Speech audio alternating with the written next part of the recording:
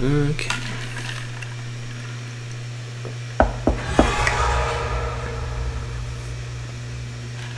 You're kidding me. A third time? That can't be.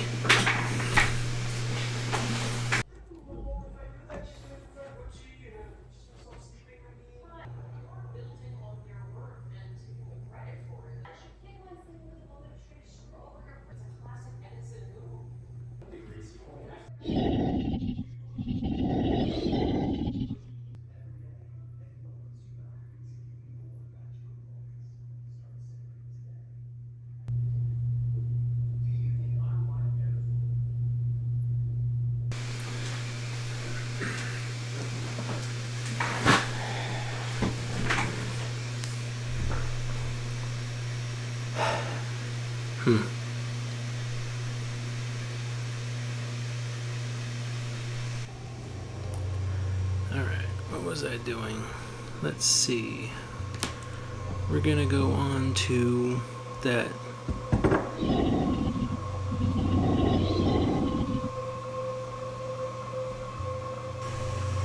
Oh, now get ready. Here we go.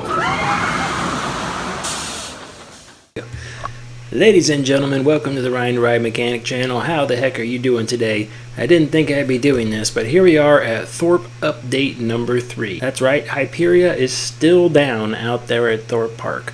Now, I wanted to make this video because I didn't want to say like, oh, I think it's going to be opening this weekend or next week, although Thorpe's Park last update did say that they were going to open, they would start doing testing on it soon. So they said, hey, hold your horses, just because we're doing testing on it doesn't mean you get to ride it yet. I completely understand that. They do have to thoroughly test things out before they can put it back up and running. What I wanted to do in this video is I want to talk about some of the things that have been happening to that at this time. So I want to jump right into it. This won't be a long video. I hopefully can release this video on Friday. It's late Thursday night right now, so I'm going to see how late I can stay up editing because it takes me a while to do. But because I will be releasing 2 videos on Friday if this makes it. So let's talk about first things first. It showed up, we shut the ride down. It's like, okay, so they put a crane out there, and the first thing that happened said, okay, Mac was going to bring some sort of part to the park, and we're waiting to see what happens with that. Okay, Mac truck showed up, unloaded this big thing out of the truck. People were speculating that's what was wrong with the ride, but I looked at the picture and I could make out on the bottom of the picture there is a you could see it's like an oval at the bottom, and I'm like, oh, that's an air compressor. That's not the problem with the ride. And then so a lot of people responded back and said, hey, for the little bit of time it was opening, they were having a lot of trouble with the air gates. The air gates were faulting the ride out like crazy. Do I really need to say it? Like, seriously? Stay off the air gates. Come on. How hard is that? Stay off the air gates. Like, I wish I had something that just reminded people to stay off the air gates.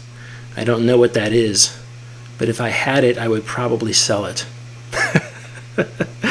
Anyways, so they say, is it possible the ride's down because the air compressor was bad? Now, where I worked, we wanted to keep the rides ultimate up, like we wanted them running. So we had several backup air compressors, everything from small air compressors that we could wire into the ride to diesel-driven compressors that would run really big air systems at high pressures and everything. So I doubt they were waiting on the air compressor, although that could have been a problem.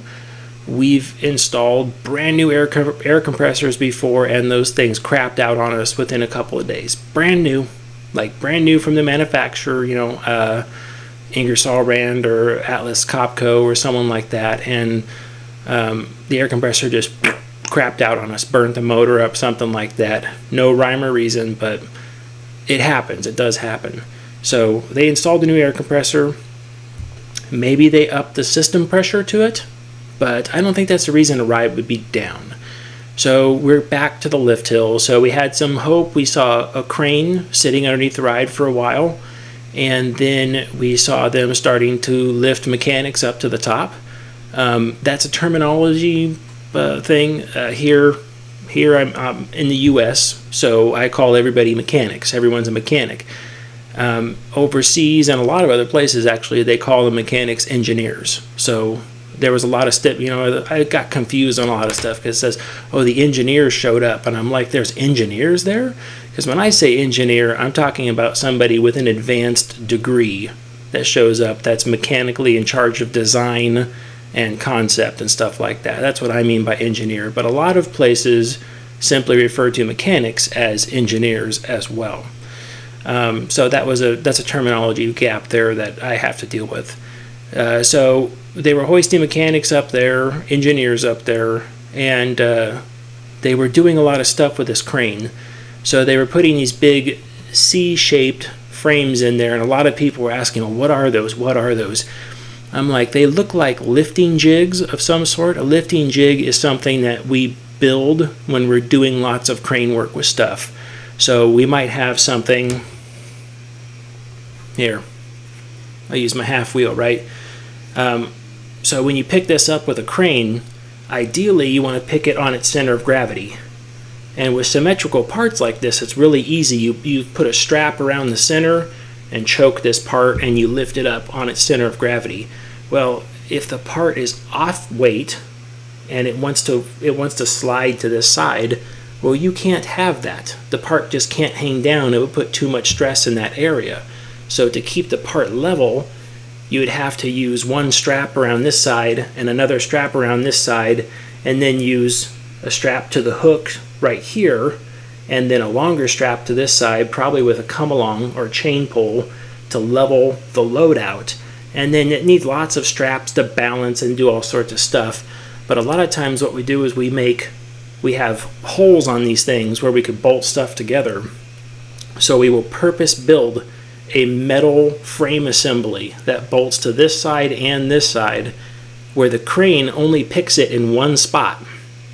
Wherever that spot is, that is this particular component's center of gravity. And that's what I mean by a lifting jig. It just lifts it up into one spot. It's purposely built for that thing. So we were all looking at these lifting jigs going, what's going on? So they put two of them up at the very top of the lift hill over the chain. Okay, what are they doing that for? So then the next pictures I've seen were they took some chain pulls and some straps and stuff, and then grabbed a hold of the chain and supported it, and you can see the chain lifting off the back of the crown of the lift hill up there. And pictures and stuff, none of them are my pictures. I didn't ask permission to show them or anything, but I mean they're all over the internet. If you want to go out there, you can find them pretty easy. So they took the back end of the chain, and it looks like they're lifting the chain up off the crown. So the next speculation became, well, I believe they're replacing the chain liner. Those are the plastic chain. The chain liner, the chain guide, is what sits underneath the chain. The chain is not rubbing steel on the trough as it passes up and over the crown or anywhere on the lift hill. It sits in a plastic trough or a plastic guide. And then the chain slides on top of that. It's also oiled. It reduces the friction, promotes the long life and longevity of the chain itself. So what they were doing is they had that guy strapped, and it pulled up off the crown. And someone said, oh, they're replacing the chain liner. And I thought about that. I'm like, man, that would be the longest way around replacing chain liner possible. Typically, when you replace chain liner on the crown, which happens, even if I heard someone say it was installed upside down and backwards or something like that, typically what you do is you choke the chain in both directions so it can't move, right? Because in the rotation of that chain going up and over the lift hill, you have the side that's coming down is on the anti-rollback. So the chain doesn't want to roll backwards, which means you can always move the chain forward but not backwards. So what you want to do is you want to grab it and choke it in both directions to lock it in place to where it can't go either way. And then what you want to do is you want to take the link, and it's called don't get all upset about this. It's called breaking the chain, and that is simply where each chain link is. You simply remove the side plate off of one of them. Sometimes the chain is all put together universal. Sometimes they have specific, what are called master links, that are removable easily. So what you do is you remove the master link, or you break the chain link in one area, and then you take the chain and you just lay it back in both directions, and then you can work on as much stuff as you want to. I've done this before. If the chain is in a trough the entire way, well, you can't necessarily pull the whole chain out unless you have a crane standing by, but they didn't pull that chain out. So what you do is you would let the chain come back down the lift hill a ways. That has to go somewhere. It has to stack up at the bottom. You have to remove all sorts of shrouding and guarding down there to get the chain to unstack down there. So it's quite a pain in the butt, but what we've done before is we simply just lifted the chain up a little bit, and this can be done with just small pieces of metal and smaller straps and stuff along the way, and you pull the chain up away from its liner, and at that point you can just go ahead and pull the liner out from underneath it and put it back in. No need for a crane at all doing those liner jobs. So that calls into question, why is there a crane sitting there if it was liner? So I don't think it was liner at all. At this point in the video, if you haven't already, please make sure you like and subscribe and give me some comments down there. Let me know if you got any fun stories to add on to these. And then let me know if you want to see something for topics in the future too. I'm always up for new stuff. I've got a list of things that I'm making, but sometimes somebody says something and I'm like, oh yeah, let's do that one real quick. That really sounds like fun. So the crane is still there. So when they put those lifting jigs up on top of there to support the chain, you can also email me at ryan@yahoo.com. They put the crane up there and they say, oh, that crane has to go away. The crane packed up and it left. Okay, so they're done? Nope, they're not done. In comes a bigger crane. All right, so that happens. So what happens is that they put the crane in there and they said, hey, you're going to go up here and you're going to lift over. How big of a crane do you need to get up here and do this and hit this and get this and lift it up?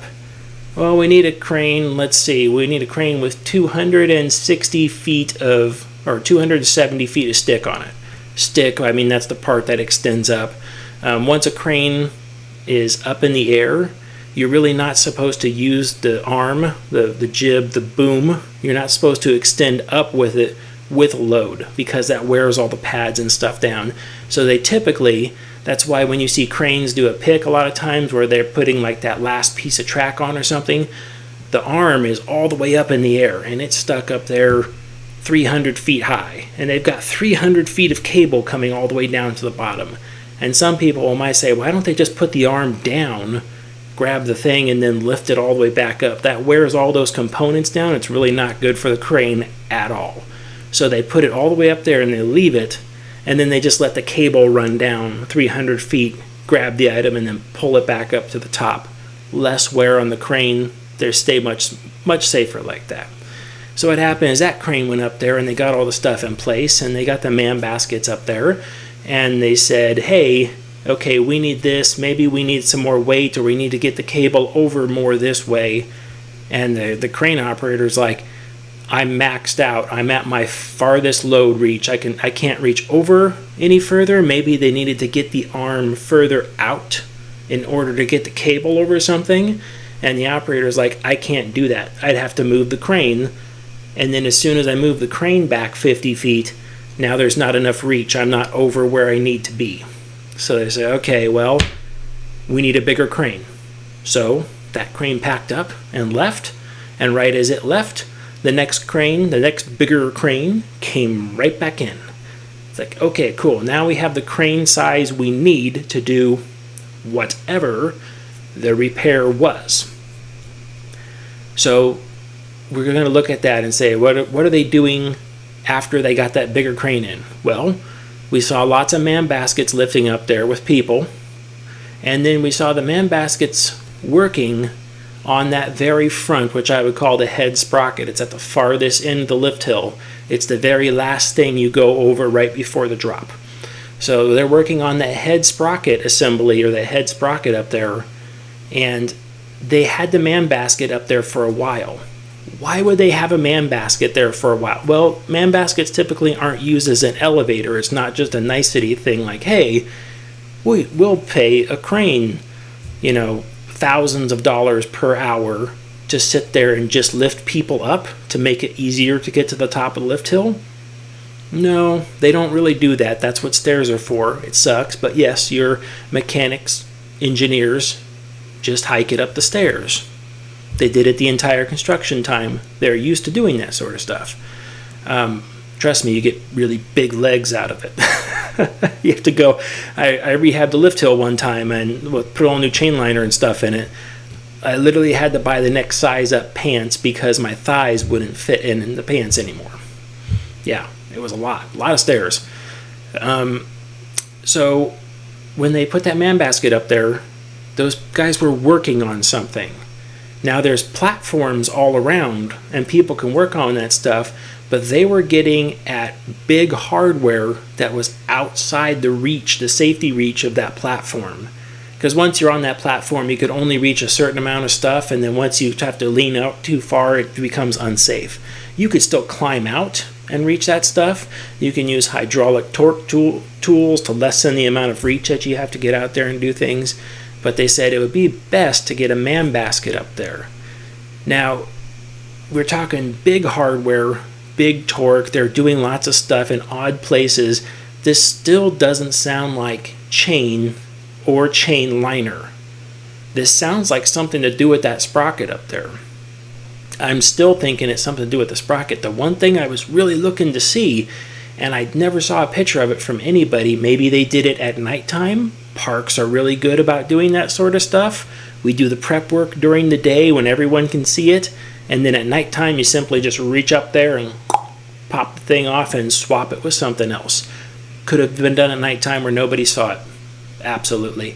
But I never saw anything happen during that time when that big crane was there. They just did a bunch of work around it, and then next thing we know, the crane's gone. So I honestly feel like they probably changed the bull wheel up there, whether it was they had to take one down and put a new one up there. The side of that assembly has some really big bearings on that thing. I mean, they're big bearings on the side of that. So I could see where they could just take the whole assembly down and then maybe swap it with another one. Maybe it was something like a manufacturing defect in the assembly that holds the sprocket. And maybe Mach, I'm honestly not sure which way to pronounce that name. I hear Mach, I hear Mac. We'll say Mach right now. So maybe Mach Rides made that whole assembly over again, and they're like, yes, all we have to do is swap out the head sprocket and the bearings and put that on the new assembly and plop it up there. That would make sense with what was going on, because they would have had to break the chain, which would have meant that side that was sliding down the lift hill pulling lots of weight. So it naturally lifts the chain up and off the top, because you can't just vertically hold it down. It's going to want to slide backwards, and because it's a radius, it pulls it up and out. So that would make sense with they were holding the chain that way. The other side was broken, which we can't see, so the other side up there was broken. The same chain was simply just laying on the platform up there. No big deal. They could have had a section removed completely instead of just flaying it open like that. They could have just clip and taken the entire chain link section out of it. And then at nighttime, it would have been grab the big heavy assembly that you need the big crane for down there. Grab that guy, move it over, set it down real quick. The mechanics go to work, the engineers go to work, and they pull that thing apart, maybe replace it with the new stuff. Maybe they brought all new things in. Maybe they brought a new head sprocket with new bearings. If there was a manufacturing defect, let's say there was a manufacturing defect, right? And it caused that sprocket to run out of true for a while. Well, me, the park, I'm sitting there going, is the sprocket okay? Is the bearings okay? This is a brand new ride. Like, I don't want to take something that's probably okay and put it back together. I would actually be pounding on Mach's door, saying, listen, when you guys bring the new part in, you need to supply new bearings and you need to supply a new head sprocket, and we just need to swap everything out 100%. That way we don't have to worry about it, and then when this is all said and done and the ride's been running for a long time, we can examine the parts we pulled out and make repairs or replace or do whatever we need to do to keep the ride running, or maybe we have spare parts for the future. That's down the road. I would really pound on that door saying, listen, you guys need to bring 100% new assembly, bring it in, and then one night after all the park enthusiasts and all the YouTube guys go home, we'll just go take that one picket, put it down on the ground real quick.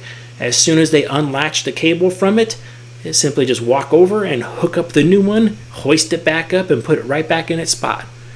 You could be done for the night at that point. And then the next day, the guys go right back up there with the man baskets and stuff and start connecting again. Or it's simply like, oh yeah, once we did that, we only had to do a couple more things with the man basket. We finished that up that night.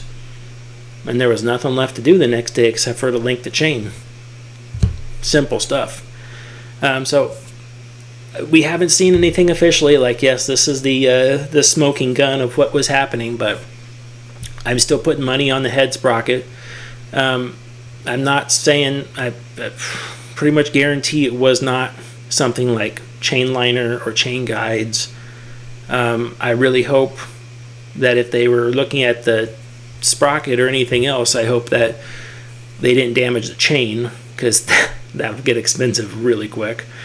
But they didn't pull the chain out of it, so that's a good thing. The chains are pretty hard to damage, and so it wasn't the chain, it wasn't the liners, and the air compressor might have been a problem for sure, but it was not the problem that the ride was having, but it might have been part of it. People say, oh, it might need more air pressure to stay closed. If that's the case, the air cylinder is probably undersized. If you're dealing with a 90 millimeter cylinder and it can't keep the gate shut because everyone is leaning on the air gates. What have I told you about the air gates?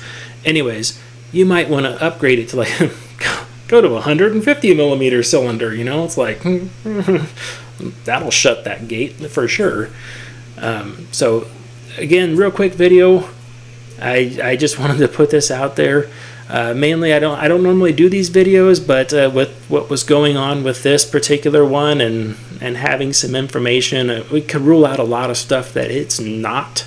And Thorpe said that they would be cycling the ride soon, which is awesome.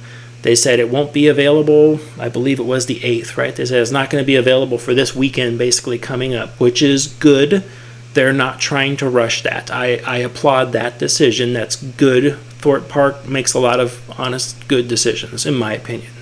So they're not trying to rush that. That's good. Let that crew, let those engineers do what they need to do to make sure the ride is going to come up and run steady as a rock from here on out. So that is awesome. And another thing I just want to do with this video was make another intro, because I thought that would be funny. I have to edit it next, so I hope I can get my vision across for what I really wanted. If the vision comes across right, it would be kind of like a sci-fi horror intro. All right. If you haven't picked up the underlying tone of this video yet, I believe the entire thing is centered around staying off the air gates. So we're going to go with that for a while. Yeah. Anyways, I'm Ryan the Ride Mechanic. If you haven't already, please like and subscribe. Do all the normal stuff down there. It does help me out. And yeah, stay off the air gates. Bye.